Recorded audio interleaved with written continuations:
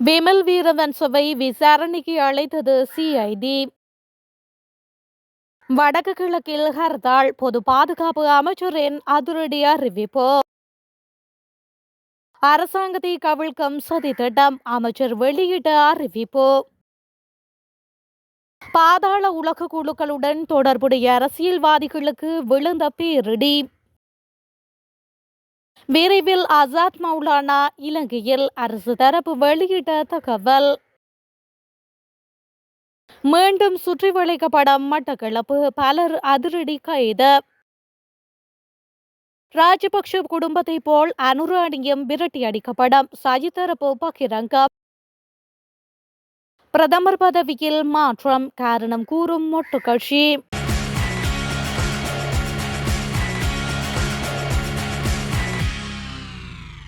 தேசிய சுதந்திர முன்னணியின் தலைவரும் முன்னாள் நாடாளுமன்ற உறுப்பினருமான விமல் வீரவன்ச குற்றப்புலனாய்வு துறையின் முன் அழைக்கப்பட்டுள்ளார். விசாரணை நடாத்தப்படுவது தொடர்பாக வாக்குமூலம் ஒன்றை பதிவு செய்வதற்காகவே இந்த அழைப்பு விடுக்கப்பட்டுள்ளதாக தெரிவிக்கப்படுகின்றது.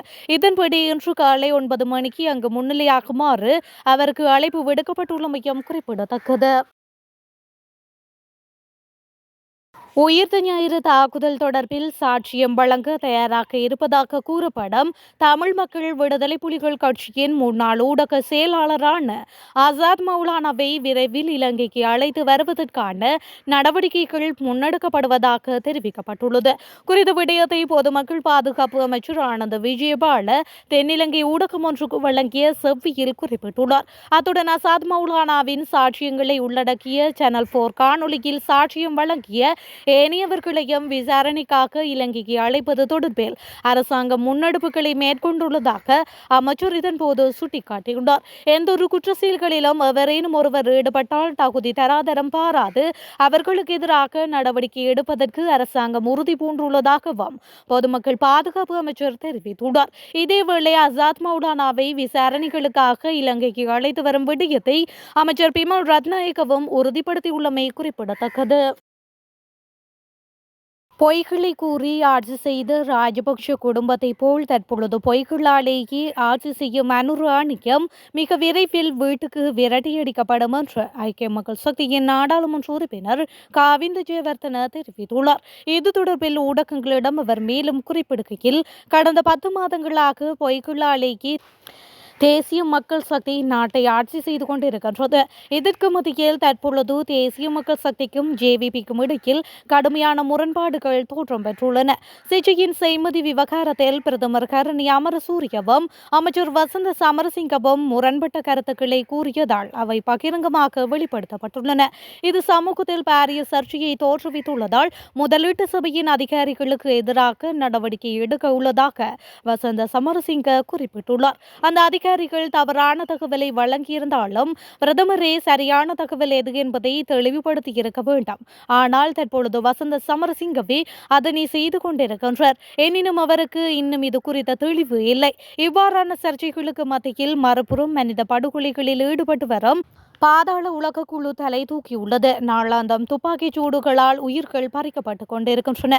உயிர்த்த ஞாயிறு தின தாக்குதல்கள் இடம்பெற்ற போது அப்போதைய அரசு அதற்கு பொறுப்பு கூற வேண்டும் என வலியுறுத்திய தேசிய மக்கள் சக்தி, பாதாள உலக கும்பல்களால் கொல்லப்படும் உயிர்களுக்கு பொறுப்பு கூற வேண்டும் என நாம் வலியுறுத்துகின்றோம். ஜனாதிபதி வெளிநாடுகளுக்கு செல்லும் போது இவரே பதில் பாதுகாப்பு அமைச்சராக செயல்படுவர்.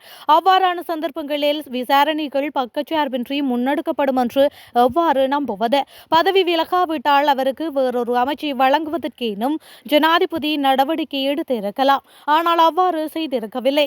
எனவே நம்பிக்கையில்லா பிரேரணை நிறைவேற்றுவதற்கான சகல முயற்சிகளையும் நாம் முன்னெடுப்போம் என்று அவர் மேலும் தெரிவித்துள்ளார். முல்லைத்தீவில் இளைஞன் உயிரிழந்த சம்பவத்துடன் தொடர்புடைய சந்தேக நபர்கள் ஏற்கனவே கைது செய்யப்பட்டு நீதிமன்ற உத்தரவுகளின்படி விளக்கமறியலில் வைக்கப்பட்டுள்ளதால் வடக்கு மற்றும் கிழக்கு மாகாணங்களில் இன்று ஹர்த்தால் நடாத்துவது பயனற்ற செயல் என பொது பாதுகாப்பு அமைச்சர் ஆனந்த விஜயபால தெரிவித்துள்ளார். இலங்கை தமிழரசு கட்சி சமீபத்தில் வடக்கு மற்றும் கிழக்கில் இன்று ஹர்த்தால் நடாத்தப்படும் என்று அறிவித்தது. இது தொடர்பாக கொழும்பு ஊடகம் ஒன்றுடன் பேசிய பொது பாதுகாப்பு அமைச்சர் ஆனந்த விஜயபால ஹர்த்தால் நடாத்துவதற்கு எந்த காரணமும் இல்லை என்று கூறியுள்ளார். ஹர்த்தால் நடாத்தப்படும் என்று அவர்கள் கூறுகின்றார்கள். ஆனால் அதை நடாத்த எந்த காரணமும் இங்கு இல்லை. சம்பந்தப்பட்ட சம்பவத்தில் தொடர்புடைய நபர்கள் கைது செய்யப்பட்டு விளக்கமறியலில் வைக்கப்பட்டுள்ளனர். ஹர்த்தால் நடந்தாலும் இல்லாவிட்டாலும் எங்களுக்கு வேறு எதுவும் செய்ய தேவையில்லை. நீதிமன்ற உத்தரவுகளின்படி நாங்கள் அடுத்த நடவடிக்கை எடுப்போம். ஹர்த்தால் நடத்துவது பயனற்ற செயல். மேலும் இதேபோன்ற சம்பவங்கள் மற்ற மாகாணங்களிலும் நிகழ்கின்றன என்றும், ஆனால் அந்த பகுதிகளில் உள்ள மக்கள் ஹர்த்தால்களை நடாத்துவதில்லை என்றும் அவர் கூறியுள்ளார். இந்த சம்பவங்களை இனம் அல்லது மதத்தின் பார்வையில் இருந்து நாம் பார்க்கக்கூடாது. ஒரு குற்றம் நடக்கும்போது பொறுப்பானவருக்கும் எதிராக அவர்களின் பின்னணியை பொருட்படுத்தாமல் காவல்துறையினர் செயல்படுகின்றார்கள். கடந்த சில மாதங்களாக இதை நடைமுறையில் நிரூபித்துள்ளோம் என்று அவர் மேலும் தெரிவித்துள்ளார். பாதாள உலக நபர்கள் மற்றும் போதைப்பொருள் கடத்தல்காரர்களை ஆதரிக்கும் அரசியல்வாதிகள் ஏற்கனவே அடையாளம் காணப்பட்டுள்ளதாகவும், அவர்கள் விரைவில் சட்ட நடவடிக்கையை எதிர்கொள்வார்கள் என்றும் புதிதாக நியமிக்கப்பட்ட காவல்துறை அதிபர் பிரியந்த வீரசூரிய தெரிவித்துள்ளார். நேற்று அதிகாரப்பூர்வமாக கடமைகளை ஏற்றுக்கொண்ட பின்னர் ஊடகங்களுக்கு கருத்து தெரிவித்த காவல்துறை அதிபர் வீரசூரிய, நாட்டில் அதிகரித்து வரும் குற்றங்கள் மற்றும் போதைப்பொருள் தொடர்பான நடவடிக்கைகளை திறம்பட எதிர்த்து போராடுவதற்கு தற்போதுள்ள சட்டங்களை வலுப்படுத்த வேண்டிய தேவை அவசியம் உள்ளது. தற்போதைய சட்ட கட்டமைப்பு தொடர்ச்சியான சோதனைகள் மற்றும் அமல்படுத்துவதற்கான நடவடிக்கைகளை ஆதரிக்க போதுமானதாக இல்லை என்றும் அவர் கூறியுள்ளார். குற்றம் மற்றும் போதைப்பொருள் வலையமைப்புகளை தடுப்பதற்கான சிறப்பு நடவடிக்கைகள் தற்போதுள்ள சட்டங்களின் கீழ் திறம்பட தொடர முடியாது என்று ஜனாதிபதி, நீதி அமைச்சர் மற்றும் பொது பாதுகாப்பு அமைச்சர் ஆகியோருக்கு தெரிவிக்கப்பட்டுள்ளது என்று அவர் தெரிவித்துள்ளார். மேலும் இந்த இடைவெளிகளை நிவர்த்தி செய்ய புதிய சட்டம் வரைவு செய்யப்பட்டு வருவதாகவும் தெரிவித்துள்ளார். குற்றவியல் மற்றும் ஊழல் நடவடிக்கைகளில் தொடர்ந்து ஈடுபடும் நபர்களை கையாள்வதற்கான சட்டங்களை நாங்கள் உருவாக்கி வருகின்றோம். சர்வதேச சமூகம் அதன் முழு ஆதரவையும் வழங்கியுள்ளது.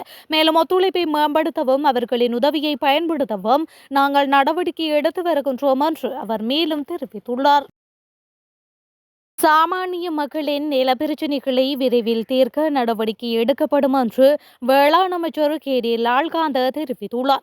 அமைச்சர்கள் தவறு செய்கின்றார்கள், நிலத்தை அபகரிக்கின்றார்கள், பொது சொத்துக்களை கொள்ளையடிக்கின்றார்கள், அவர்களுக்கு எதிராக சட்டம் நடைமுறைப்படுத்தப்படவில்லை என்ற கருத்து பொதுமக்களிடையே இருப்பதாக அமைச்சர் கூறியுள்ளார். பொது சொத்து மற்றும் நிலத்தை சட்டவிரோதமாக கொள்ளையடித்தவர்களுக்கு எதிராக முதல் முறையாக சட்டத்தை நடைமுறைப்படுத்த அரசாங்கம் நடவடிக்கை எடுக்கும் என்றும் அமைச்சர் தெரிவித்துள்ளார்.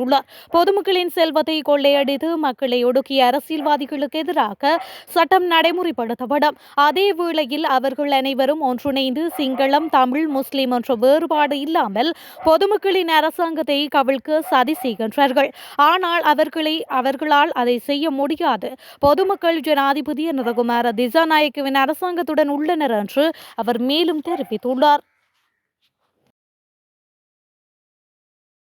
வெளியக அழுத்தம் காரணமாகவே பிரதமர் பதவிக்கு ஹரணி அமரசூரிய நியமிக்கப்பட்டார். எனவே அந்த பதவியில் மாற்றம் வராது என ஸ்ரீலங்கா பொதுஜன பெரமுன தெரிவித்துள்ளது. ஸ்ரீலங்கா பொதுஜன பெரமுனவின் ஊடக பேச்சாளர் சஞ்சீவ எதிரிமான ஊடகங்களிடம் கருத்து தெரிவிக்கையிலேயே இவ்வாறு குறிப்பிட்டுள்ளார். முன்னாள் ஜனாதிபதி மஹிந்த ராஜபக்ஷவின் இளைய மகன் ரோஹித ராஜபக்ஷவினால் விண்ணிற்கு செலுத்தப்பட்ட சுப்ரீம் செட் 1 என்ற செய்மதி தொடர்பில் பிரதமர் ஹரணி அமரசூரிய தெரிவித்த கருத்துக்கள் அதில் அரசியல் பரப்பில் சர்ச்சையான நிலைமையை தோற்றுவித்துள்ளன. பிரதமருடைய இந்த கருத்தினால் தேசிய மக்கள் சக்தி அரசாங்கத்திற்குள் உள்ளக மோதல்கள் அதிகரித்து வருவதாக எதிர்க்கட்சிகள் பிரசாரங்களை மேற்கொண்டு வருகின்றன.